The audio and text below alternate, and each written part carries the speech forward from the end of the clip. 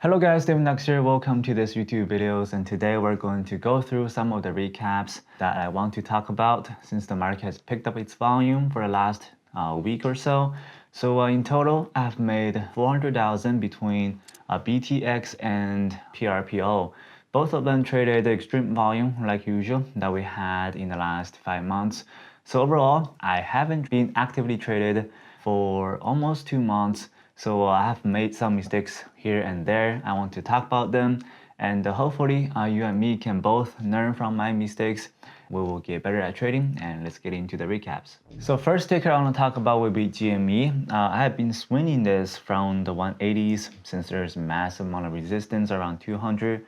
So not much going on this one because since we have nothing to trade, it's better to keep a decent swing positions to keep generating your income. But other than that, nothing much going on for the last 2 months. So for this week specifically, I traded the PRPO, shorted anywhere between 7 to 7.30. I think my entry was right there, and I swung it all the way till I think it was 580 since I saw there was a massive perk around 144. I wasn't very comfortable holding the shorts because, well, first of all, the stock didn't really have a solid consolidations for me to risk off. Second, my entry wasn't very good because my risk will be around 918, which is a massive risk. So I'm risking $2 to make another potentially $2. So the risk ratio is around 1 to 1, and that makes me really uncomfortable. Also, this is not a normal pattern because it's not a gap up short, it's a multi-day runner and a fade on the second day. When a ticker involves those two conditions, normally they don't really have a very good winning percentage, especially on the shorting side. And also you can see that there is a massive support around 4. So the stock is having trouble cracking that 513 area is because that people tends to buy above support. So normally it's anywhere between 10% to 20%, and it's testing that support and it's bouncing from that support 3 to 4 times. So by the end of the day, I'm trying to take my profits, not going to be greedy, because this is where stock can come back and go against you in the next day. So cover PRPO early, and it faded all the way back to 4 into the support.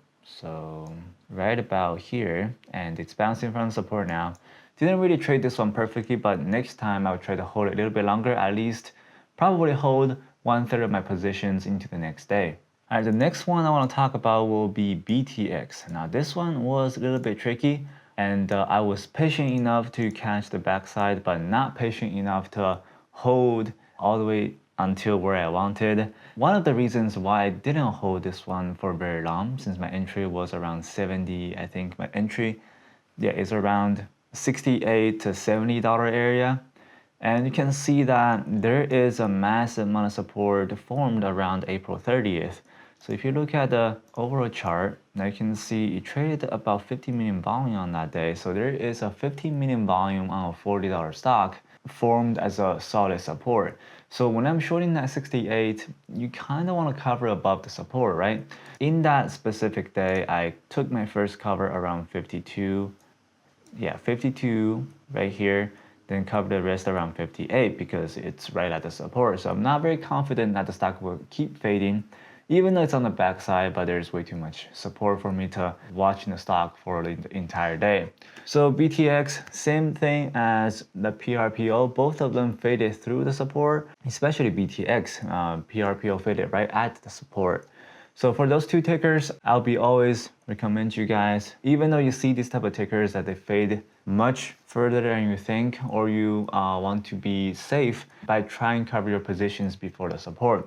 Whenever there is a dense support and the stock didn't really run far enough from the support and there's not enough risk reward for you to short into, I would recommend cover right before the support because it's way too dangerous to hold at the support, and whenever there's a perk, you will be regretting that. You should cover much earlier. So that will be all the tickers I want to talk about. BTX and RHE, those are specifically micro flow. So those are normally very difficult to trade in, especially when they trade a mass amount of volume.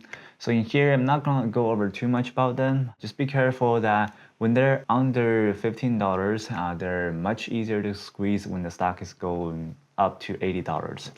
So that'll be end of this recap. Hopefully you guys learned something, and be careful with your shorting positions and long positions, because at the beginning of the hot market, there's normally a massive squeeze or the stock fades 75% in one day. So tons of risk involved. Make sure to track your data and be patient. And I will see you guys in the next video.